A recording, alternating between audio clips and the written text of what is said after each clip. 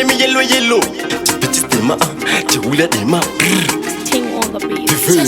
Janara seni yashwa manje aina kumira mushe mkati wona tripa chi umsati wona sema duchke kuze mote fenda umbeti saso msema kure kana uchiri yuti bata hana yako uchke Sakabo, Pabhoo, shiri, down below shall see after show then off we go.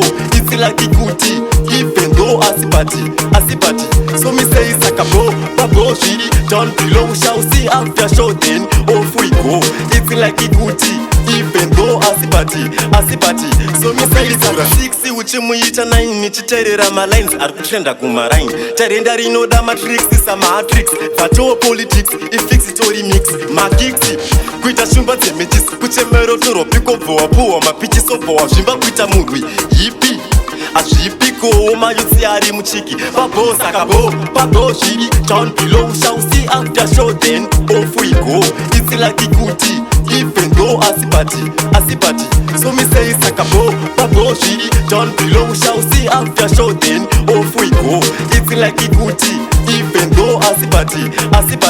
So me say Sakapanduka pakatopidi kuka kana vanhu vari kupanduka kuchinja kuchamuka chigangsta kitaki nema what the fuck.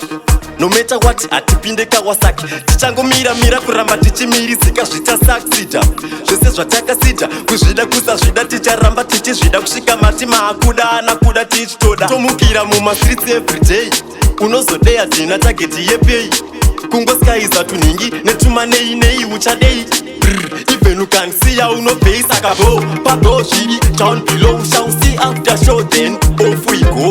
It's like a goodie even though asipati. So me say Sakabo Pabhoo shiri down below shall see after show then off we go. It's like a goodie even though asipati. So me say Sakabo 6 uchimuita 9 nichiterera ma lines arikutrenda kumarain tarenda rinoda matrix isa matrix vato politics ifix story mix makiksi kuita shumba dzemetis kuchemero toro piko bvowa mapichi sobvowa zvimba kuita murwi yipi azvipiko mayutsi ari muchiki Pabhoo Sakabo Pabhoo shiri down below shall see after show then off we go. It's like a goodie even though asipati. So me say Sakabo Pabhoo shiri down below shall see after show then off we go. It's like a goodie even though asipati. So me say Saka